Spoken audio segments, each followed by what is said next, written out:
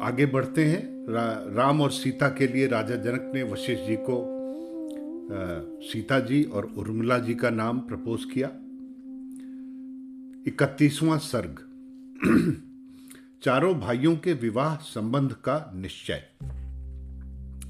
जनक के ऐसा कहने पर वशिष्ठ जी के अभिप्राय अनुसार मुनि विश्वामित्र जी ने जनक से कहा, हे राजन, इक्ष्वाकु और विदेह दोनों ही कुल आश्चर्यमय और असीम महिमा वाले हैं। इनके समान अन्य कुल नहीं है। राजन, राम और सीता का तथा लक्ष्मण और उर्मिला का विवाह संबंध गुण, कर्म, स्वभाव और रूप, सौंदर्य सब बातों में अनुरूप है। हे राजन, यह होने पर भी मुझे इस पर कुछ वक्तव्य है, उसे सुनिए।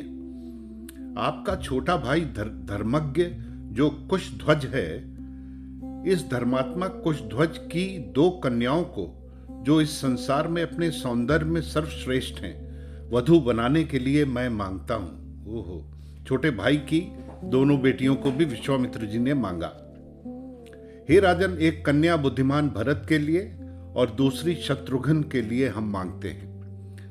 महाराज दशरथ के चारों पुत्र रूप, यौवन संपन्न, लोकपालों के समान हैं और देवों के समान पराक्रमी हैं। हे राजेंद्र, भरत शत्रुघ्न के संबंध से आप दोनों भाई इक्ष्वाकु कुल को बांधिए। इक्ष्वाकु कुल भी निर्दोष है और आप भी पुण्यकर्मी हैं। वशिष्ठ जी सम्मत विश्वामित्र जी के वचन सुन महाराज जनक हाथ जोड़कर दोनों ऋषियों से बोले, मैं इस कुल को धन्य समझता हूं, क्योंकि हम दोनों राजाओं के सदृश कुल संबंध की आप स्वयं आज्ञा दे रहे हैं। आपका कल्याण हो। आपकी आज्ञा अनुसार ही कार्य होगा। कुशध्वज की कन्याओं का विवाह भरत और शत्रुघ्न के साथ कर दिया जाएगा। हे महामुने, एक ही दिन चारों महाबली राजकुमार चारों राजपुत्रियों का पाणी ग्रहण करें। विदेहराज जनक के ऐसा कहने पर रघुवंशी राजा दशरथ प्रसन्न हो जनक जी से बोले, हे मिथिलेश्वर, आप दोनों भाइयों में असंख्य गुण हैं। आप दोनों ने ऋषियों और राजाओं का अच्छा सत्कार किया है। आपका कल्याण हो। अब मैं अपने डेरे पर जाकर श्रद्धा से किए जाने वाले अतिथि सत्कार आदि कृत्यों को विधि पूर्वक संपन्न करूंगा। इस प्रकार जनक जी से विदा हो दोनों ऋषियों को आगे कर महाराज दशरथ तुरंत चल दिए। डेरे पर जाकर महाराज दशरथ ने विधि पूर्वक एवं श्रद्धा सहित अतिथि सत्कार आदि किया और अगले दिन प्रातः काल होते ही गोदान संस्कार किया। ये गोदान संस्कार पर टिप्पणी है स्वामी जगदीश्वरानंद जी की कि रामायण काल में विवाह से पूर्व गोदान संस्कार करने की प्रथा थी। इसमें हष्ट पुष्ट गौवें ब्राह्मणों को दी जाती थी। अच्छा, आगे चलते हैं। महाराज दशरथ ने धर्मपूर्वक 1 लाख गायें राजपुत्रों की मंगल कामना के निमित्त एक एक करके ब्राह्मणों को दी। सुवर्ण के सींगों वाली, यानी सींगों पर सोना लगा था, दुधार बछड़ों और कांसे के दोहन पात्रों सहित 4 लाख गायें दान की। पुत्रवत्सल महाराज दशरथ ने पुत्रों के कल्याण के लिए बहुत सा धन गोदान के उद्देश्य से ब्राह्मणों को दिया। 32वां सर्ग। विवाह संस्कार। जिस दिन दशरथ जी ने गोदान किया, उसी दिन युधाजित भी मिथिलापुरी पहुंचे। युधाजित केकई राज का पुत्र और भरत का मामा था। दशरथ जी से मिल उनकी कुशल क्षेम पूछ वे बोले, महाराज, केकई राज ने स्नेह पूर्वक आपको अपना कुशल संवाद कहा है। आप जिन लोगों का कुशल चाहते हैं वे सब संप्रति कुशल हैं, यानी हम लोग भी कुशल से हैं। हे राजेंद्र, केकई राज भरत जी को देखना चाहते हैं। इसलिए पहले मैं अयोध्या गया था। जब मैंने वहां सुना कि आप राजकुमारों का विवाह करने के लिए जनकपुर आए हैं, तो मैं अपने भांजे को मिलने के लिए इधर चला आया। महाराज दशरथ ने अपने नातेदार को आया देख उसका आदर सम्मान किया। उसके बाद राजकुमारों सहित उन्होंने वह रात्रि सुखपूर्वक व्यतीत की। प्रातः नित्य कर्मों से निवृत्त हो महाराज दशरथ ऋषियों सहित यज्ञशाला में गए। विवाह के लिए नियत शुभ मुहूर्त में भूषणों से भूषित राम अपने भाइयों के साथ वैवाहिक वेश धारण किए हुए वशिष्ठ तथा अन्य ऋषियों को आगे करके वहां विवाह मंडप में पहुंचे। तब भगवान वशिष्ठ ने राजा जनक से कहा, हे राजन, महाराज दशरथ अपने राजकुमारों से आरंभिक मंगल कृत्य ब्रैकेट में लिखा ईश्वर स्तुति प्रार्थना उपासना स्वस्ति वाचन शांतिकरण का पाठ करा चुके हैं। अच्छा, ये करा के आना था। हे नरश्रेष्ठ, अब वे आपकी प्रतीक्षा कर रहे हैं। महात्मा वशिष्ठ के ऐसा कहने पर श्रेष्ठ दाता महातेजस्वी एवं परम धार्मिक जनक जी बोले, महाराज को क्या मेरे किसी द्वारपाल ने रोका है? वे किसकी आज्ञा की प्रतीक्षा कर रहे हैं? अपने घर के भीतर आने में क्या हिचक है? जैसे यह मेरा राज्य है वैसे ही उनका भी है। जनक जी के उस कथन को सुन महाराज दशरथ ने राजकुमारों और ऋषियों सहित मंडप में प्रवेश किया। उसके बाद राजा जनक ने वशिष्ठ जी से कहा, ऋषिवर, अन्य ऋषियों सहित आप लोकप्रिय राम की विवाह संबंधी सब क्रिया कराइए। यह सुन और जनक जी से बहुत अच्छा कह महर्ष वशिष्ठ ने विधिवत मंत्र उच्चारण कर वेदी में अग्नि स्थापित की। फिर सीता जी को आभूषणों से अलंकृत कर वेदी के निकट श्री राम के सन्मुख बैठाया। तब राजा जनक कौशल्यानंदवर्धन श्री राम से बोले, हे राम, मेरी पुत्री सीता आज से आपकी सहधर्मिणी हुई। आप इसे लीजिए और अपने हाथ से इसका हाथ पकड़िए। यह महाभागा पतिव्रता सदा छाया की भांति आपकी अनुगामिनी रहेगी। आप दोनों का मंगल हो। इस प्रकार सीता को श्री राम को समर्पित कर राजा जनक बोले, हे लक्ष्मण, तुम्हारा मंगल हो। तुम भी शीघ्र आकर मेरी पुत्री का पाणी ग्रहण करो, विलंब मत करो। फिर राजा जनक ने भरत जी से कहा, हे भरत, तुम मांडवी का पाणी ग्रहण करो। उसके बाद राजा जनक ने शत्रुघ्न से कहा, हे शत्रुघ्न, तुम श्रुत कीर्ति का हाथ पकड़ो। श्रुत कीर्ति शत्रुघ्न जी की पत्नी का नाम। हे रघुवंशियों, तुम सब अपनी पत्नियों के साथ सौम्य तथा श्रेष्ठाचार वाले हो। शीघ्र पाणी ग्रहण करो, जिससे समय का अतिक्रमण न हो। राजा जनक के इस प्रकार कहने पर चारों राजकुमारों ने चारों राजकुमारियों के हाथ पकड़े। पाणी ग्रहण हो चुकने पर उनके ऊपर उत्तम पुष्पों की खूब वर्षा की गई। इस प्रकार पुष्प वृष्टि होते हुए और बाजों के बजते हुए उन कुमारों ने 3 अग्नि की प्रदक्षिणा कर अपनी अपनी पत्नियों को ग्रहण किया। अब यहां पर एक टिप्पणी है स्वामी जगदीश्वरानंद जी की। आयु पर इन सब की उम्र क्या रही होगी, इस पर कुछ भ्रांतियां हैं। कहते हैं स्वामी जी, आइए यहां विवाह के समय राम और सीता जी की अवस्था निर्णय कर लें। अवस्था यानी उम्र। कुछ व्यक्तियों का ऐसा विचार है कि विवाह के समय सीता जी की अवस्था या उम्र 6 वर्ष और राम की अवस्था 13 वर्ष की थी, परंतु यह विचार सर्वथा मिथ्या और भ्रामक है। जब श्री राम विश्वामित्र जी के साथ आए तो उनकी अवस्था 15 वर्ष की थी। यहां राम को ऊन षोडश वर्ष कहा गया है। ऊन षोडश वर्ष। जिस समय श्री राम लक्ष्मण मिथिलापुरी पहुंचे हैं तो जनक उन्हें समुपस्थित यौवनों, जिन्होंने यौवन में पैर रखा है, कहते हैं। आयुर्वेद ग्रंथों के अनुसार यौवन 25 वर्ष की अवस्था में आरंभ होता है। अतः यह निश्चित है कि विवाह के समय राम की अवस्था 25 वर्ष से कम नहीं थी। वे 15 वर्ष की अवस्था में घर से निकले और 25 वर्ष की अवस्था में जनकपुर में पहुंचे। सीता की अवस्था भी उस समय 18 वर्ष की थी। वेद में कहा है, ब्रह्मचर्येण कन्या युवानम विंदते पतिम। अथर्ववेद 11:5-18। ब्रह्मचर्य के पालन से कन्या युवा पति को प्राप्त करती है। यदि विवाह के समय सीता की अवस्था 6 वर्ष की थी, क्या उसका ब्रह्मचर्य काल 6 वर्ष में ही समाप्त हो गया था? गोस्वामी तुलसीदास जी के चित्रण से भी यह बात स्पष्ट है कि विवाह के समय सीता की अवस्था 6 वर्ष नहीं थी। रंगभूमि जब सिय पगुधारी, देख रूप मोहे नर नारी, सिय चकित चित राम ही चाहा, भय मोह वस सब नर नाहा। क्या 6 वर्ष की सीता को देखकर ही सब लोग चकित हो गए थे? क्या 6 वर्ष की अबोध सीता को यह भी ज्ञान हो गया था कि राम से ही विवाह करना चाहिए? है इन प्रश्नों का कोई उत्तर? एक बात और, सीता की अवस्था 6 वर्ष थी तो उर्मिला की अवस्था 5 वर्ष की होगी। श्रुतकीर्ति और मांडवी जो जनक के छोटे भाई की पुत्रियां थीं, उनकी अवस्था इस हिसाब से 4 और 3 वर्ष की रही होगी। क्या यह अनर्गल प्रलाप मान लिया जाए? तो ये सब बातें गलत थीं। आगे चलते हैं।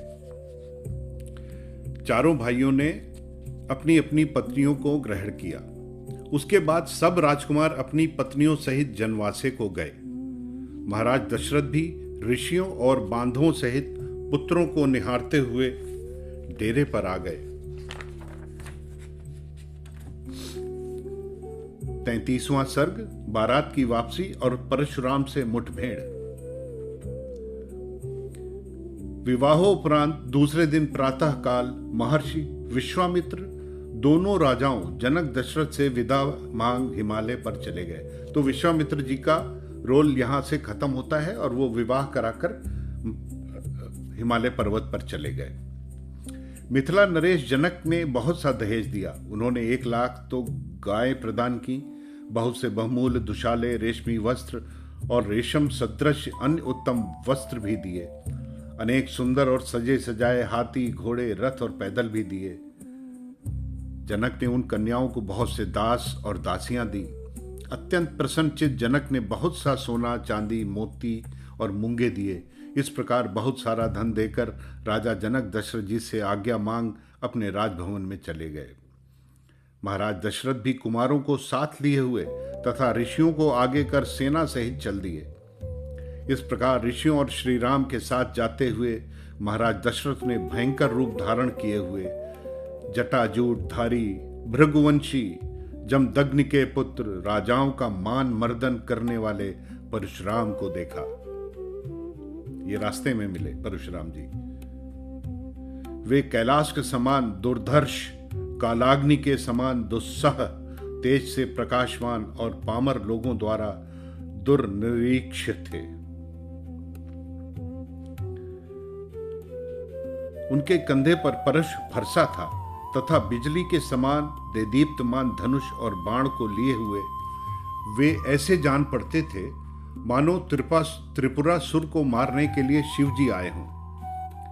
दहकती हुई अग्नि के तुल्य दीप्त और भयानक रूपधारी परशुराम को देख जब होम में तत्पर वशिष्ठ आदि सब ऋषि मुनि इकट्ठे हो आपस में कहने लगे कि पितृवध से क्रुद्ध हुआ यह परशुराम कहीं क्षत्रिय कुल को निर्मूल तो नहीं करेगा। क्षत्रियों का नाश करके पहले तो इनका क्रोध शांत हो चुका था, अब क्या इनकी इच्छा पुनः क्षत्रियों को नाश करने की है? इस प्रकार परस्पर वार्तालाप कर ऋषिगण अर्घ्य लेकर घोर रूपधारी परशुराम के समक्ष आए और राम राम ऐसा मधुर वचन कहने लगे। प्रतापी परशुराम ऋषियों के द्वारा प्रदत्त उस आतिथ्य को ग्रहण कर श्री रामचंद्र जी से बोले। अगला सर्ग 34वां, राम परशुराम संवाद। हे दशरथ नंदन वीर, तुम्हारा पराक्रम अद्भुत सुना जाता है। मिथिला में भी तुमने जो धनुष तोड़ा है वो भी हमने सुना है। उस धनुष का तोड़ा जाना आश्चर्यजनक एवं अचिंत्य है। उसी का वृतांत सुन मैं एक दूसरा धनुष लेकर यहां आया हूं। यह भयंकर धनुष जमदग्नि का है, अथवा इसका नाम जामदग्नि है। इस पर तीर चढ़ाकर अपना बल प्रदर्शित करें। चैलेंज कर रहे हैं राम जी को। इस धनुष पर तीर चढ़ाने से तुम्हारे बल को जानकर हम उसकी प्रशंसा करेंगे और तुम्हारे साथ द्वंद्व युद्ध करेंगे। बाप रे! परशुराम के वचन सुनकर दशरथ उदास हो गए और दीनतापूर्वक हाथ जोड़कर बोले, हे परशुराम जी, आप तो तपस्वी ब्राह्मण हैं।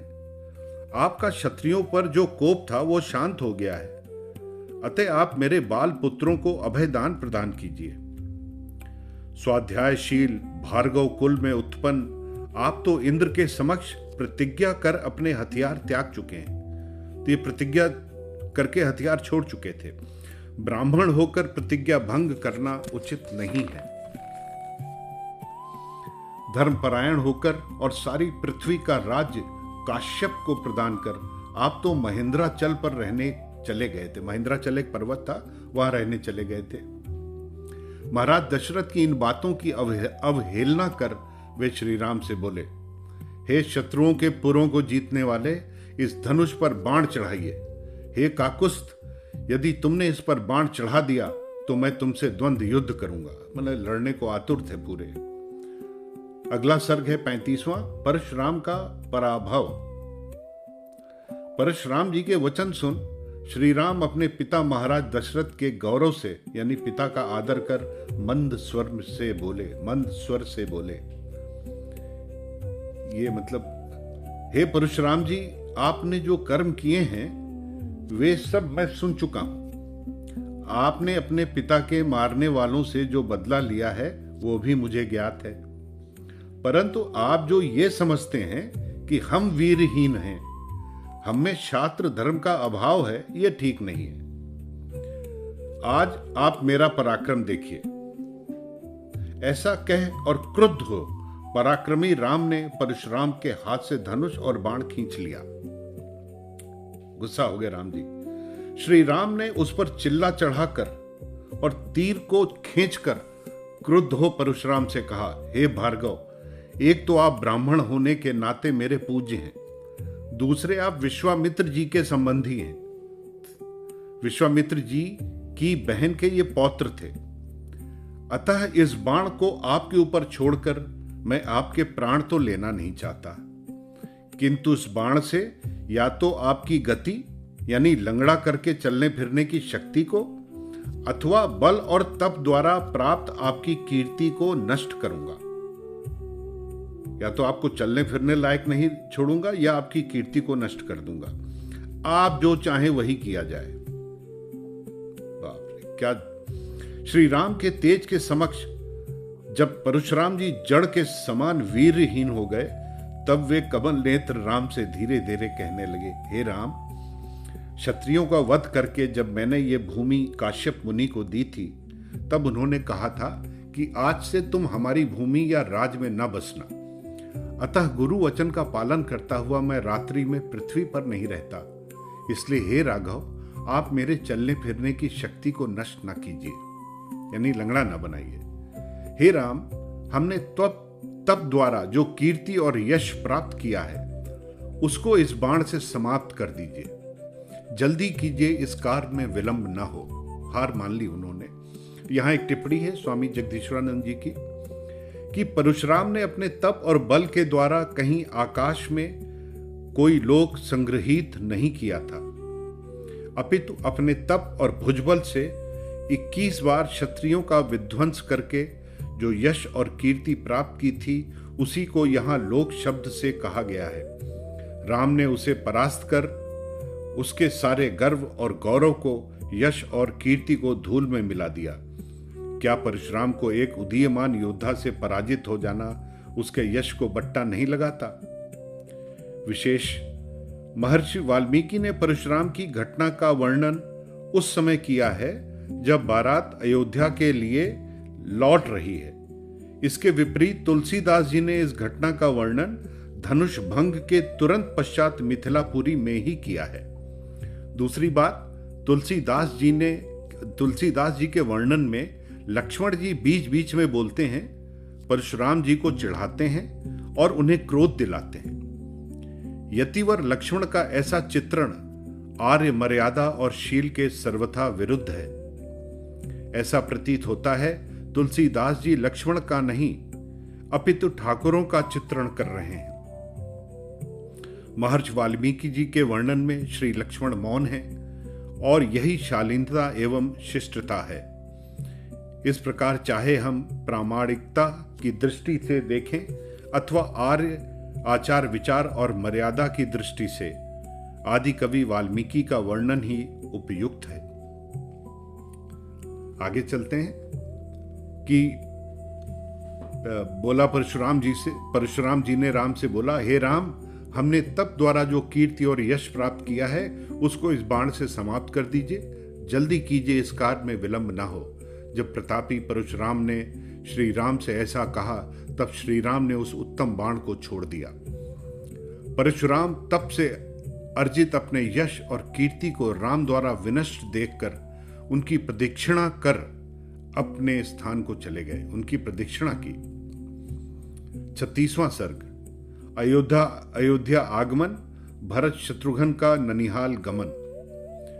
परशुराम के चले जाने पर श्री राम वशिष्ठ आदि ऋषियों को प्रणाम कर और अपने पिताजी को विकल देखकर बोले, परशुराम जी गए, अब आप अपनी चतुरंगिणी सेना को अयोध्या चलने की आज्ञा दीजिए। राम का यह कथन सुन महाराज दशरथ ने अपने पुत्र को बाहुओं से आलिंगन कर उनका माथा सूंघा। जान में जान आई। परशुराम जी का जाना सुन दशरथ अत्यंत आनंदित हुए। उन्होंने अपना और अपने पुत्र का पुनर्जन्म माना कि बच गए। महाराज ने सेना को आगे बढ़ने का आदेश दिया और शीघ्र ही ध्वजा और पताकाओं से सुशोभित और बाजों की ध्वनि से निनादित अयोध्यापुरी में प्रवेश किया। अयोध्या की सड़कें जल से सिक्त थीं, उन पर पुष्प बिखरे हुए थे। महाराज के आगमन से प्रसन्नमुख नगर निवासी अनेक प्रकार के आशीर्वाद वचन बोल रहे थे। ऐसी अलंकृत और नागरिक जनों से पूर्ण अयोध्या में महाराज दशरथ ने प्रवेश किया। पूर्ववासी ब्राह्मणों ने नगर से आगे बढ़ उनका हार्दिक स्वागत किया। महायशस्वी एवं श्रीमान महाराज दशरथ अपने पुत्रों सहित अपने हिमालय के समान श्वेत राजभवन में प्रविष्ट हुए। उधर कौशल्या, सुमित्रा और बिचली, कैकेयी तथा अन्य राज परिवारों की स्त्रियां वधुओं को उतारने में जुटी। राजपत्नियां महाभागा सीता, यशस्विनी उर्मिला और कुशध्वज की दोनों पुत्रियों को महल में लिवा ले गईं। उसके बाद चारों राजपुत्रियां अभिवादन करने योग्यों का अभिवादन करके अपने पतियों के साथ एकांत में रमण करने लगीं।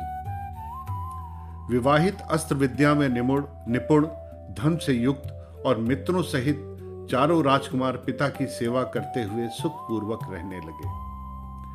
कुछ समय व्यतीत होने पर राजा दशरथ कैकेयी पुत्र भरत से कहने लगे, हे पुत्र, कैकेयी राज का पुत्र तुम्हारा मामा युधाजित तुम्हें लेने के लिए आया है। कैकेयी पुत्र भरत महाराज दशरथ के ये वचन सुन शत्रुघ्न सहित जाने की तैयारी करने लगे। उसके बाद नरश्रेष्ठ वीरवर भरत अपने पिता दयालु भाई राम तथा कौशल्या आदि माताओं से आज्ञा ले शत्रुघ्न सहित चले गए। भरत जी के चले जाने पर राम और लक्ष्मण अपने देवतुल्य पिता की सेवा करने लगे। धर्मात्मा राम पिताजी की आज्ञा अनुसार पूर्ववासियों के लिए प्रिय और हितकर राज्यकार करने लगे। वे नियम पूर्वक माताओं की सेवादि, मातृ कार्य और गुरुओं के गुरु कार्य समय समय पर देखने भालने लगे। श्री राम के ऐसे शील, स्वभाव और व्यवहार से महाराज दशरथ, ब्राह्मण, व्यापारी वर्ग और सभी राष्ट्रवासी संतुष्ट थे। श्री राम सदा सीता के हृदय मंदिर में विराजमान रहते थे। इस प्रकार राम ने सीता के साथ बहुत ऋतुओं 12 वर्ष तक विहार किया, यानी 12 वर्ष तक रहे वहां। बालकांड यहां समाप्त होता है। नमस्ते।